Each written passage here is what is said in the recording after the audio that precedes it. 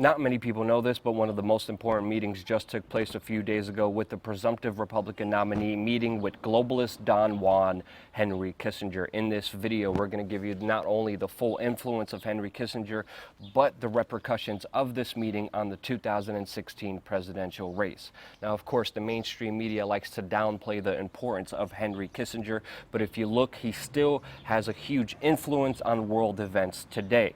Barack Obama's own foreign policy has been controlled by Henry Kissinger, with his own national security advisor, James L. Jones, coming out and saying, and I quote, "Thank you for that wonderful tribute to Henry Kissinger yesterday. Congratulations.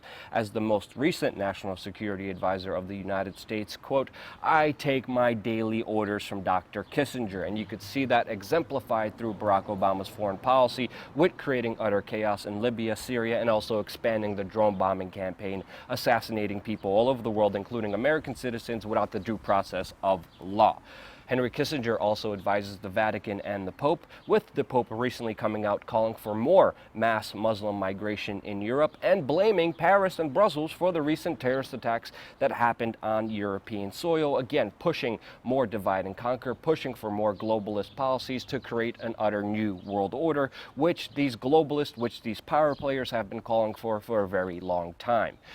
When I go to the Bilderberg meeting and I'm able to look through telescopic lenses at what actually is happening there during their meetings and during their breaks, you could see world leaders, heads of state, CEOs of mega corporations bowing down and cowering to Henry Kissinger as he is walking by, which shows you the immense influence this man has, especially when it comes to these secretive, off-the-record meetings like the Bilderberg group that have me arrested, intimidated, harassed, thrown in jail for simply being there to try to see what happens there as a real journalist. Now, what the hell is Donald Trump doing with these people when other alternative media organizations are calling him the anti-establishment messiah? Well, this meeting just took place a few days ago, and of course, Henry Kissinger and Donald Trump are staying quiet and are declining to comment about their meeting. But it's also important to note that these people actually, before this face-to-face session, were on the phone weeks before having conversations between each other. What the hell is happening here? Why is Donald Trump meeting with Henry Kissinger?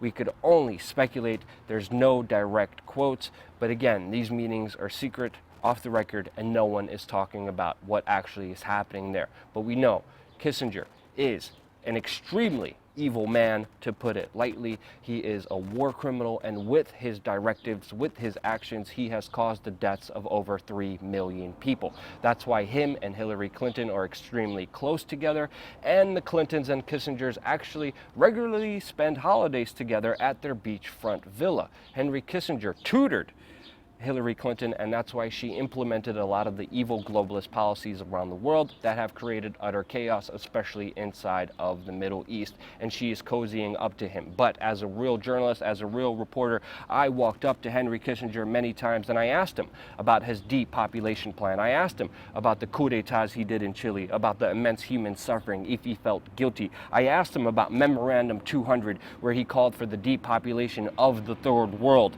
And of course, Henry Kissinger just freaks out, calls me names, and won't ever face the true brunt of the crimes that he has committed in this world. But he does when he faces me one-on-one, mano a mano. Now, this is not the first time that Donald Trump has cozied up to the power brokers, the shadow government that runs the true policy in Washington, D.C. He has also held a brief meeting with Richard Haas, another top globalist, president of the CFR, a year ago, and had a 1-hour meeting with him. And when questioned on the presidential debates, when asked who his national security advisors are, who he takes his advice from, he said Richard Haas. Richard Haas is staying quiet about this, and he said he is not endorsing Donald Trump or any presidential candidate, but he has had meetings with all of the other presidential candidates in this race. Donald Trump has also called for a meeting last week with James Baker, another CFR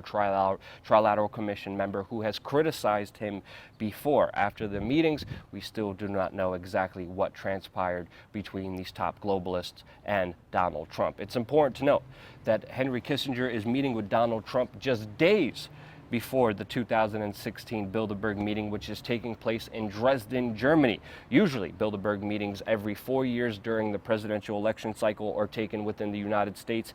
This year, the Bilderberg group, the shadow government, the real people, the heads of all these important corporations, heads of states, heads of intelligence agencies, and also the real power brokers are meeting in Dresden, which is extremely unbecoming of them, since every 4 years they meet in the United States. They have pushed back their meeting to Europe this year, which again is breaking their protocol. But with Henry Kissinger meeting Donald Trump just a few days ago, with this meeting coming up very soon, which we will be at reporting for you independently, it could show you the importance on the global scale, since the Bilderberg Group does decide world policy and come to a determination with all the world leaders in secret, with the corporations, with the military industrial complex, with other heads of state on world policy.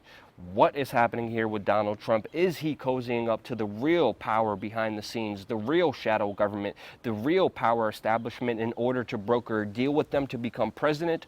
Or is he controlled by them? Let me know in the comment section below, but only time will tell.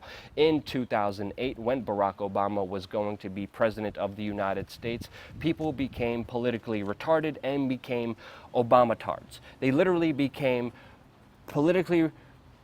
mentally retarded and weren't seeing anything that was going to happen right in front of them, and were supporting Barack Obama as the new hope and change candidate. We, of course, saw differently when we looked at the advisors that Barack Obama was putting in and his vice presidential candidate that he selected himself. We can only tell by Donald Trump's actions in the near future, which we will be reporting for you here on youtube.com/WeAreChange. So subscribe. It is still unclear whether he is just cozying up, breaking deals with the real establishment, or if he's controlled by them. We will let you know in our future reportings on this YouTube channel, so do not forget to subscribe. But also let me know in the comment section below what you think the ultimate reality is when it comes to Donald Trump and these meetings he is having with the real power brokers in this country, with the real shadow government, with the real people who have the most influence, who actually control things behind the scenes. Don't forget to subscribe. Check out wearechange.org/store in order to support this independent media organization, in order for us to go to Dresden, Germany to do the real reporting that the mainstream media never will. Subscribe. We're going to have a lot more important content coming here your way on youtube.com/WeAreChange.